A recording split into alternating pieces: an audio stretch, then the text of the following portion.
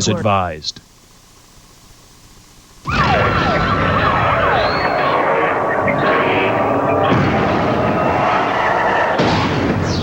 When we think of disasters, we think of nature's awesome wrath.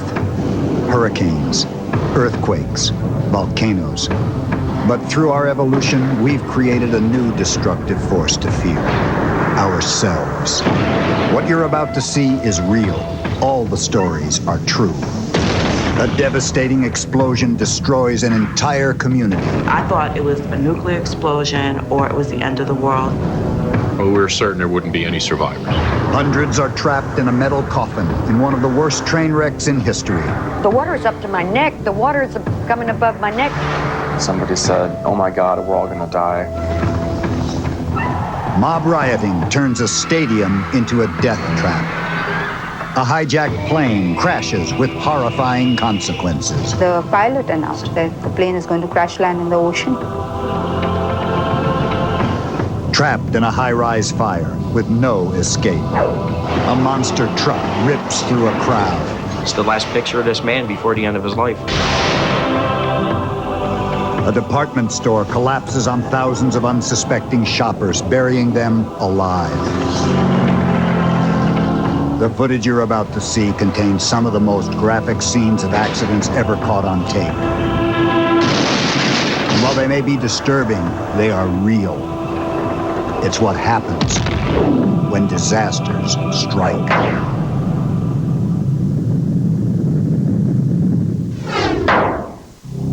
Man ravenously consumes Earth's resources. We arrogantly harness her volatile energies to feed our ever-growing appetite for comfort, convenience, and new technologies.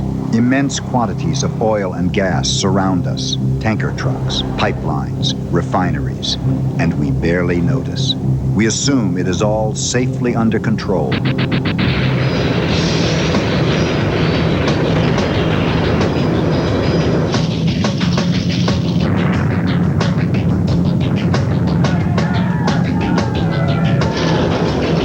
These fuels are powerful monsters. When they break out of their man-made cages, they bear down with a vengeful ferocity that has no equal.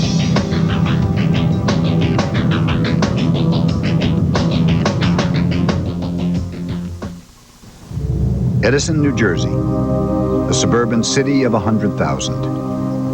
Nestled on the outskirts of town, Durham Woods, an upscale apartment complex of over 2,000 residents. The bus stop for school kids was right underneath our window. It was definitely a place you wanted to come home to, and it was definitely a home. Everybody that saw our apartment said, you're really lucky to have this type of apartment. It was a real safe haven. It was a loud noise, and it woke us up. I thought it was a tornado. In the back of my mind, I was like, man, this is it. This is a nuclear blast. When I opened up the balcony door, the building in front of me was gone. It was completely gone. It was there a couple of minutes beforehand, and now it was gone. I was like, and the building started shaking, and I'm like, we ain't gonna survive staying in here. I yelled down to my wife, said, just let's get out of here. Let's run out the back. It was just flames everywhere coming after us. And when we looked back, I thought we were gonna die because the flames were coming faster than we were actually running. It's like, wow, is this it? This is how it ends?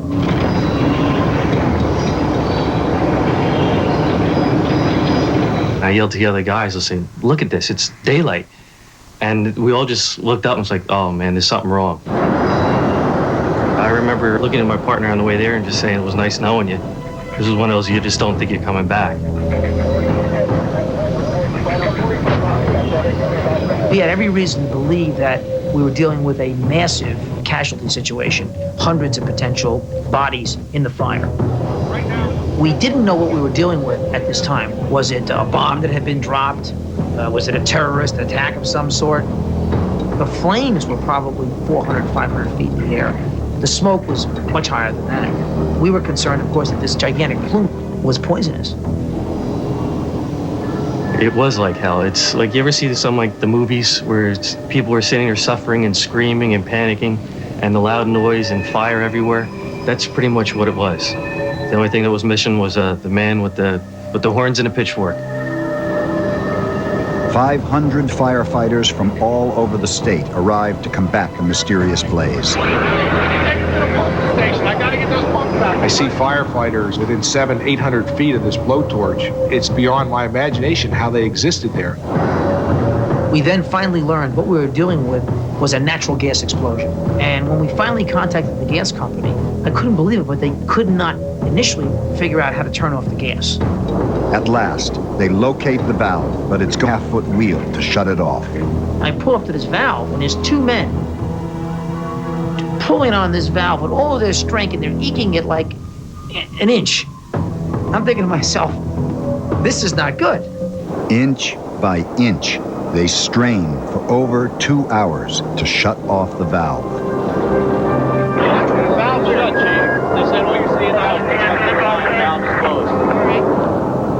We did start to notice a sudden relaxing of everything, like the noise wasn't as intense, and then the light wasn't as intense, and then the heat wasn't as intense.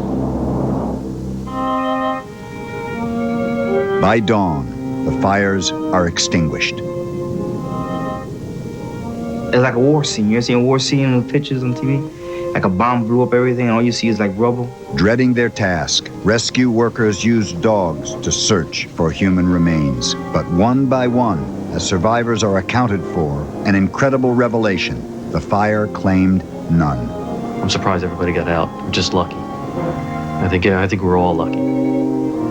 The way it worked was the pipe first exploded with no flame yet. So the time it took between the explosion and when that ignition occurred was the time that allowed the people in the apartments closest to run for their lives. To this day, it's hard for me to conceive of that kind of power running through residential, densely populated areas of this country. It's the equivalent of a time bomb. The potential for a pipeline explosion is not limited to Edison.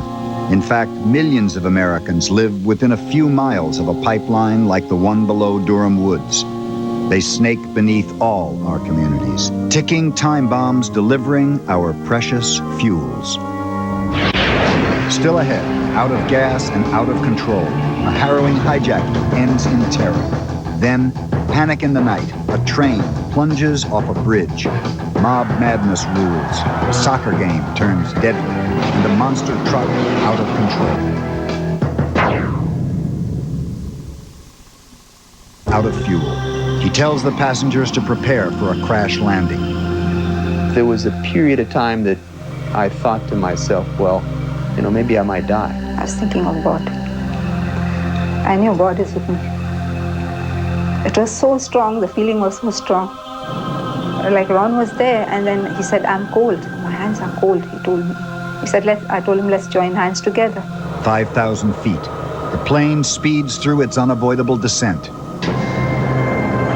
We're looking out the window to watch the aircraft descending toward the water. Impact is fast approaching. We took the position for crash landing, Ron and me.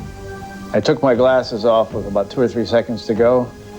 Gave one bad last hard look at the hijacker who was standing up. So I gave him an evil eye just like this. Hurtling at 200 miles per hour, they near the tropical island paradise of Grand Comoros, where a sunbathing couple is videotaping their vacation. You don't hear me. Well. What's it?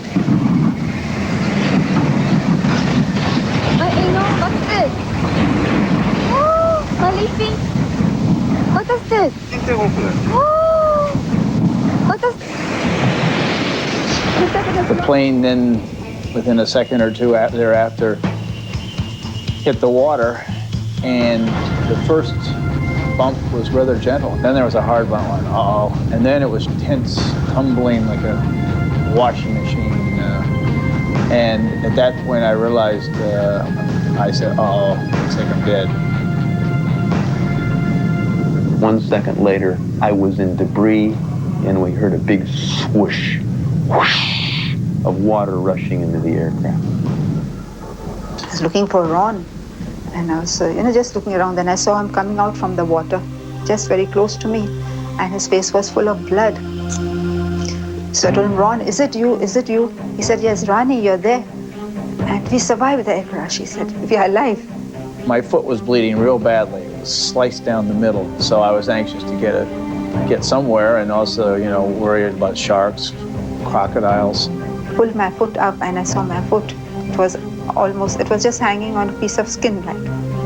I said, I'm alive. You know how you sort of talk to yourself. I'm alive. And then I looked for my wife, who had been sitting on my right. She was gone. I looked to the left, a quick movement like that. And she was sitting there on my left instead of on my right. And she too was sitting upright in her seat. She looked okay. I said, are you okay? She said, I'm okay. Tourists who moments before had been enjoying holiday relaxation are now thrust into a life and death struggle to rescue survivors. I swam back to her and I inflated her vest. I disconnected her seatbelt and she fell down toward me and I said, just grab my neck. And he got hold of my hand and he pulled me towards him. And then I was so scared of my foot, I said, okay, then there's nothing you can do. Either it's there or it's not there. And so I swam out of the debris. I'm just paddling out of the debris. I'm swimming backwards. She's holding onto my neck. And I said, where are we going? Where are we going? And then we spotted a boat, and I simply swam to that boat. And then we got to the beach, and we were unloaded. Minutes before an idyllic resort, Grand Comoros now resembles a war zone. Emergency crews struggle to keep the most seriously injured alive and retrieve the dead from the wreckage. Ronnie, Frank, Ron, and the rest of the survivors are brought to the local makeshift hospital. Ronnie's brother came from India to meet her. When I saw him, I just couldn't believe it, like he's here. He gave me a big hug. He said, Ranu, I've got you back again. And he was very emotional also. We just couldn't let go of each other. Told him, you know what, Ron saved me. He said, who's Ron? I said, he was sitting next to me on the flight and he's the one who saved me and this is what happened. Immediately he got up. I told him, where are you going? He said, I'm going to go meet Ron. Well, he came in and he said, you're the angel that saved my sister's life. He's an angel, definitely. And there's this feeling of uneasiness. There's this feeling of having death closer to you than you're used to.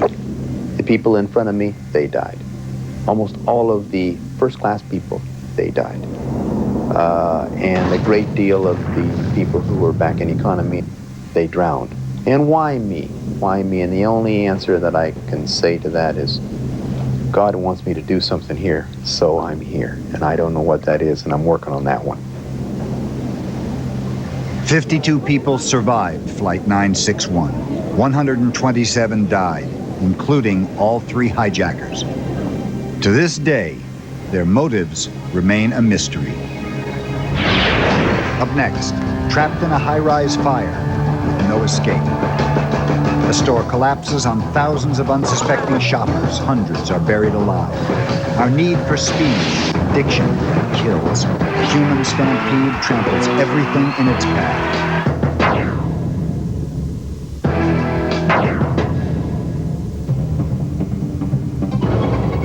As overpopulation escalates out of control, more and more people swarm into the world's already swelling cities.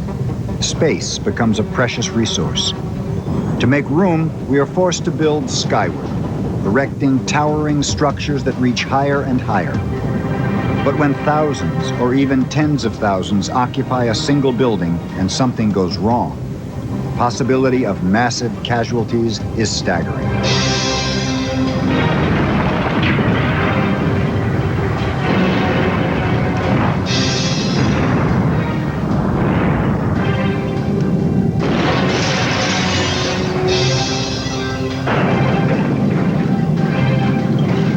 The risk in very large buildings for a mega disaster is clearly high.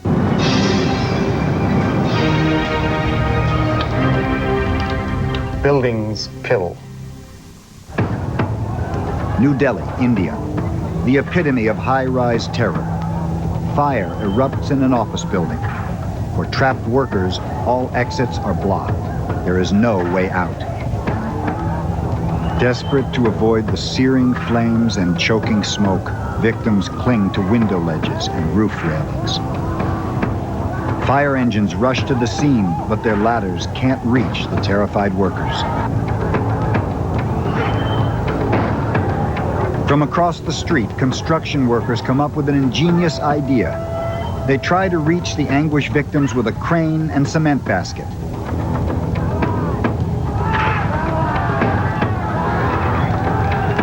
Just a few feet from success, heartbreak.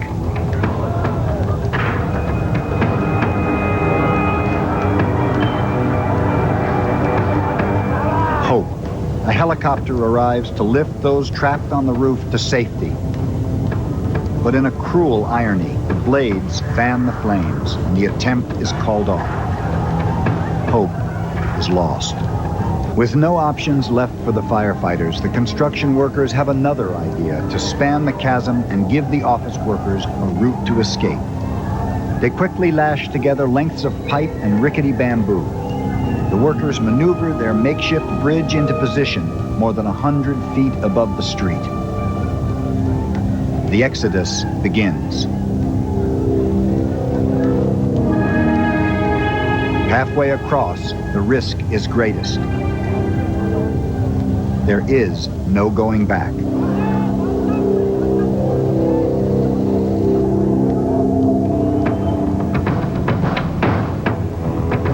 Miraculously, the bridge holds, and dozens are brought to safety. Only 3 die in the fire, when the toll could have been hundreds. The survivors will never enter a high-rise again without wondering if they will ever come out. People, when they go into a public space, they assume that they are safe. But if somebody is trying to cut corners in the construction, if there's a weak link, that could feed down the line and be just lurking there, waiting till something happens. Seoul, South Korea, June 29th, 1995. The exclusive Sampung department store is jammed with more than 1,000 shoppers. The roof begins to crack. Alerted of this, the owners of the store flee in terror, but coldly don't tell their employees or customers. 15 minutes later, a thunderous rumble rocks the building. Everything started to shake. I didn't know what was happening. We were all terrified. And then the whole building just collapsed.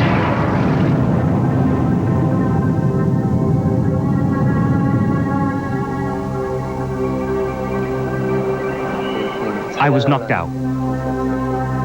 When I regained consciousness, I could hear people around me screaming in pain. Hundreds of rescuers race to the scene. Braving the unstable mass, emergency teams desperately dig for survivors. Some are saved, but as many as 500 are still trapped beneath the smoldering rubble.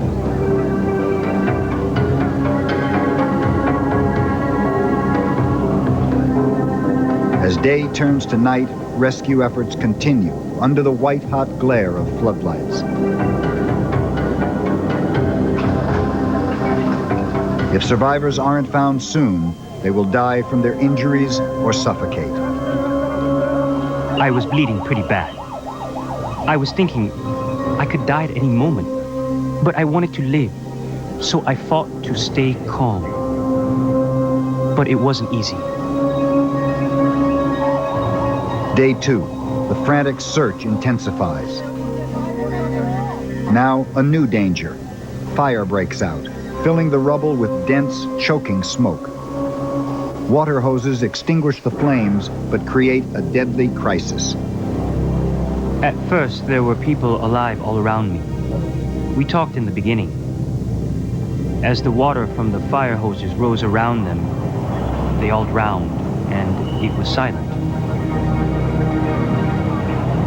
Then a cry from below.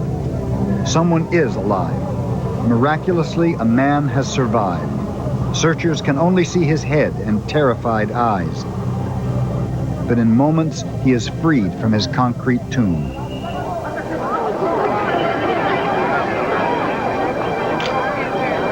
This latest rescue inspires hope.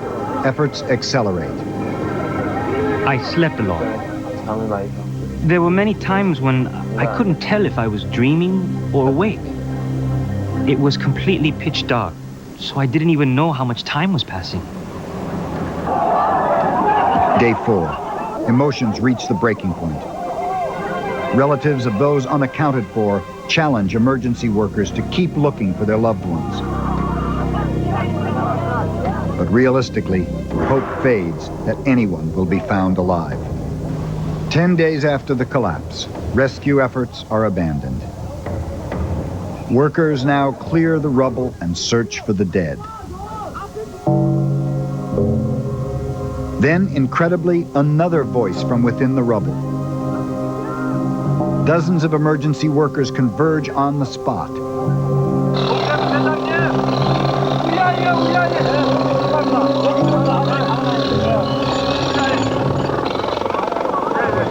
When they heard my voice and shouted back to me, I was ecstatic. You can't imagine what it feels like to realize you will not die, but you will live to see your family again.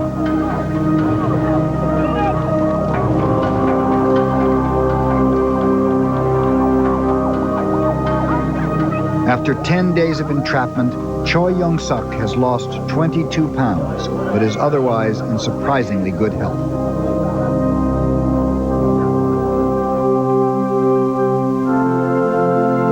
"501 people died in the Sampung department store collapse. 900 were injured. The owner and others were sentenced to jail for skirting building laws and using shoddy construction materials." I'm studying to become a construction engineer. I will never let this happen again. Buildings must be safe.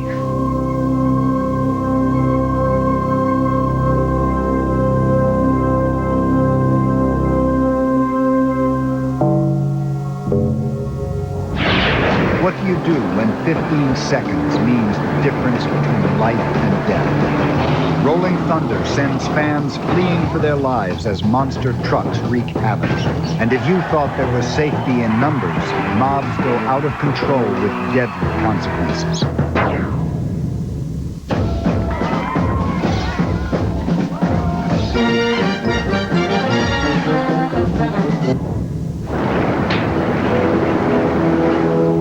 The sea. She is essential to all our lives.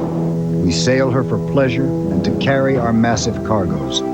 She provides us with sustenance. For thousands of years, we have searched for more sophisticated ways to master the sea, but to no avail.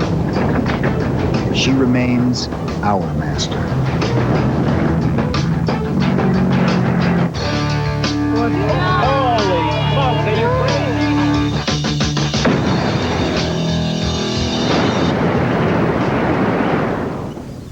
Lunenburg, Nova Scotia, a small fishing village, proudly holding dear the seafaring traditions of a bygone era. And once did a ship named Margaret Jane sail its misty harbor. Among her crew, 3 friends, forever haunted by the unforgettable events of a foggy day. I've known Mitch and Smitty my whole life. We grew up together, went to school together, played sports together, and ended up fishing together. It was like one big family out there, 17 men. You get, to be friends with everybody. We go to a traditional fishing grounds called George's Banks, which is probably 100 miles off the southernmost tip of Nova Scotia. Returning home from a routine scalloping trip, a sinister murk descends upon them. In the fog, you stand wheel watches, look in the radar, keep a lookout for other boats. It was thick of fog at the time, so visibility was 0. We're on deck, and you're hearing the foghorn going. We're reducing our speed. The frequency of the foghorn was going more and more and louder and louder. And I was sure at that point, well, we're close to something or something's close to us.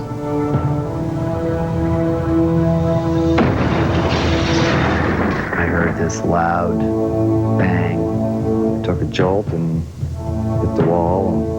Chief engineer, he said, "We've been hit." I looked up and I could see this huge bow right in the side of our ship. Like a shark tearing into flesh, the Cape Beaver, a steel-hulled behemoth on its maiden voyage, rips a 20-foot hole into a smaller wooden ship. I could hear all kinds of things snapping and cracking and popping and banging, like the engine room was coming apart. In fact, the entire ship was coming apart.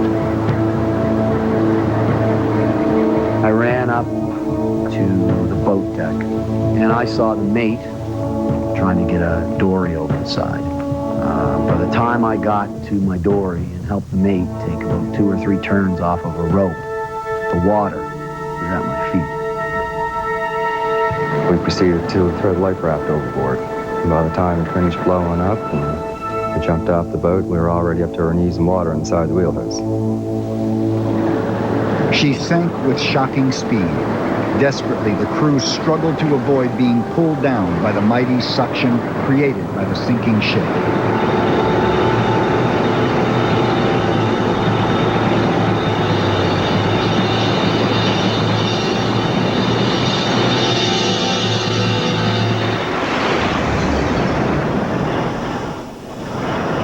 By the time I came up from underneath the water, the boat was already gone. There was life raft upside down.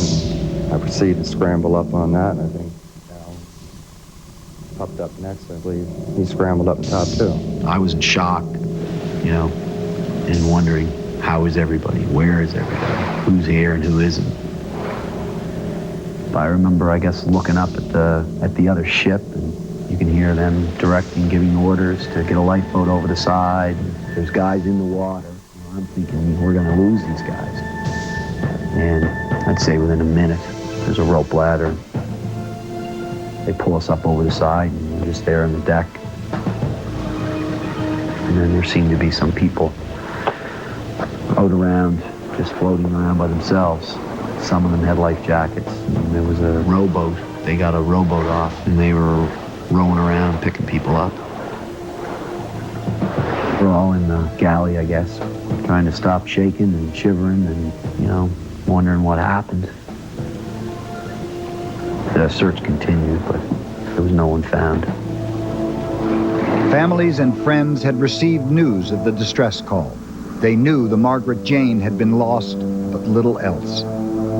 You know, worried about your family because they're inshore and probably wondering who survived, who drowned and who made it. We're going home, and that was the most emotional time of the whole thing. You know, I guess the word spread around the community pretty fast that there were some people lost. And nobody really knew who it was for probably a couple of hours. You know, it's proof the ocean can be very romantic. It can also be very unforgiving when something goes wrong. Through hundreds of years, Lunenburg has sacrificed many a son to its provider. Now it had given 4 more, plus 1 daughter, the Margaret Jane.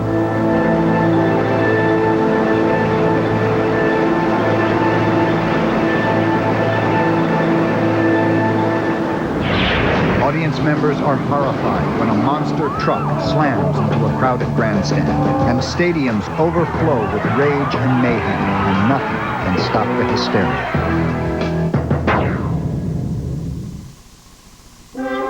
You're born, you go to school, and then one day, things...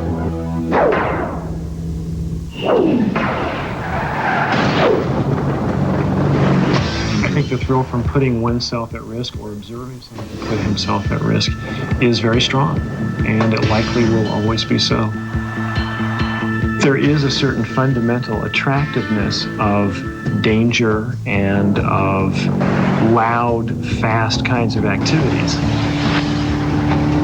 Your heart races, you know you're alive when you're doing it or watching it, so you go back for more. I'm sure that there will be people to watch Daredevils as long as there are Daredevils. Death-defying stunts inevitably attract a crowd. We build bigger and bigger arenas to contain the masses of spectators. They thrill at getting closer and closer to the action. But as more people are in proximity to these high-speed feats, the more people stand in peril's path.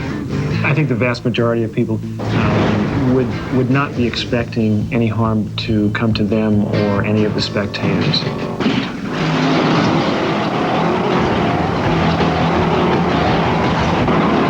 They're awesome. They're just awesome. They're so much fun. They're so loud. There's so much power. There's no other word for it. It's just awesome. It's amazing. The monster truck is an overgrown pickup truck in every aspect. The tires, the build, the motor, everything. Faster, stronger, everything. Part of the fun of it is eventually, you might catch one tipping over. You might catch one with a wheel breaking off or something like that. I believe that's part of the fun of it. Everybody wants to see a crash or a rollover or something like that. It's exciting.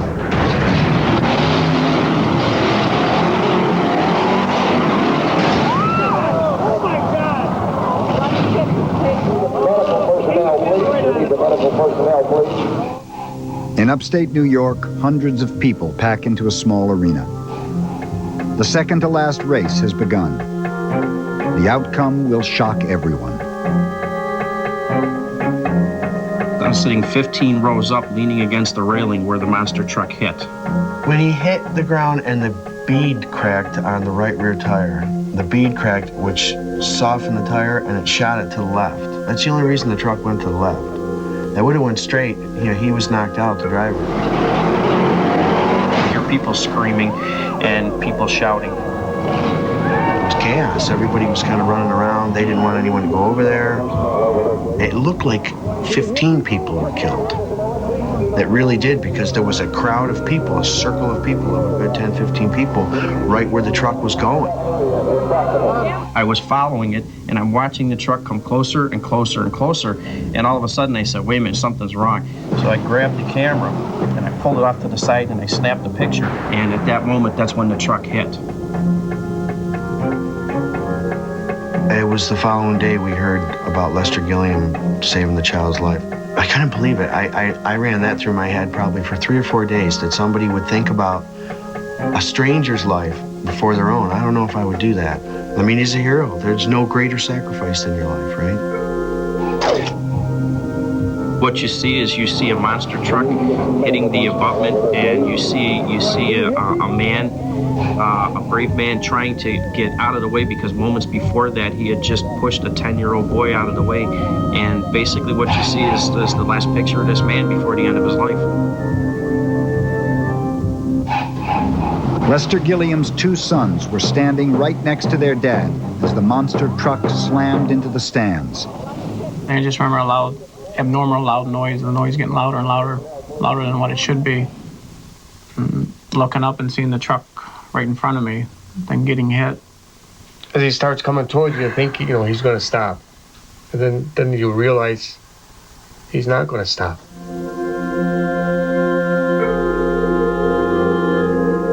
James Fiegel was 10 years old when Lester Gilliam saved his life. Since then, he's been haunted that a brave man died so that he could live. Today, he's going to meet the Gilliam boys for the first time. James, yeah. It's nice to meet you. Hey, Gilliam? How you doing, Jay? How you been, Lee? Very good. And this is Dan. How you doing? Glad to see you. I'm sorry that you guys lost your dad. Matt, I wish he was here today alive, because I would like to thank him personally for saving my life. My father's actions are, what he did, then it's something we would have expected of him. He was that type of person. He's a real hero for me, Matt. I'm going to look up to that day until I die, too. Thank you. There's no thanks in the world that I can tell these people. Nothing's going to replace them. I think of these people as my family now. They're considered my family for what that guy did. At the end, going out the way he did, it helps. He didn't give his life in vain. He helped somebody else.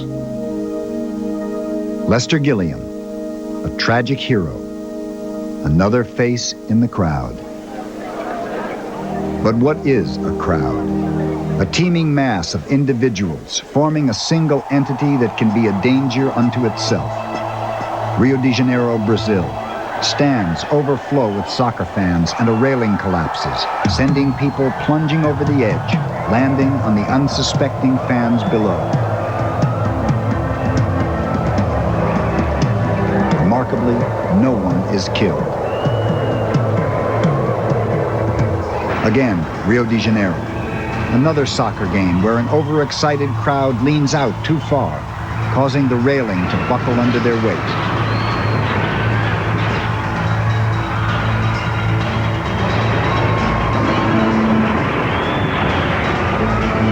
Major tragedy is averted. Only minor injuries are suffered. Madison, Wisconsin. University football fans trying to rush the field after a victory accidentally crush fellow students. Paramedics attend to the 75 that are injured. But luckily, no one dies. Brussels, Belgium, a soccer game. The competitive frenzy of the fans erupts into a riot. Dozens are mashed against a wall with such agonizing force that it crumbles, crushing many below.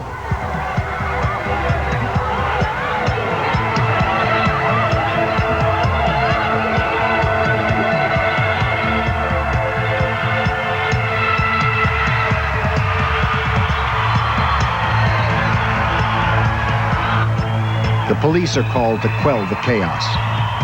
The tragic tally, 42 dead, over 200 injured.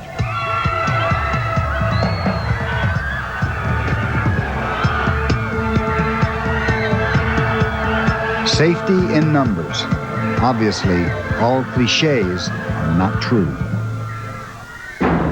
When disasters strike, we'll be right back. Technology improves our lives, that is obvious. But there is a dark side to our progress. Now, when something goes wrong, the damage can be enormous. It's a question of priorities. What price are we willing to pay for our high standard of living? As long as we push the envelope in every aspect of our lives, we must be prepared for the consequences of our actions. It's not a question of if, but when disasters strike.